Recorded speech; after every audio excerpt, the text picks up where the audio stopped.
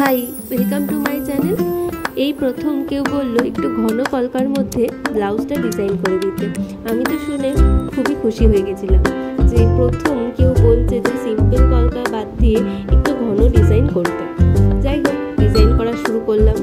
সে আসলে নিচের দিকের কাজটা একটু বেশি চেয়েছিল, আমি তার মন মতন করার চেষ্টা করেছি, যদিও পরে সে আমায় জানিয়েছে তার খুবই পছন্দ হয়েছে।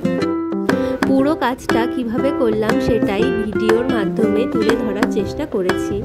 ডিজাইনটি কেমন লাগলো অবশ্যই কমেন্ট করে জানিও। যে দিদিভাই এই ব্লাউজটি অর্ডার করেছিল তার আরও একটা ব্লাউজ অর্ডার ছিল, সেটা রিপিট অর্ডার। সেই ডিজাইনটা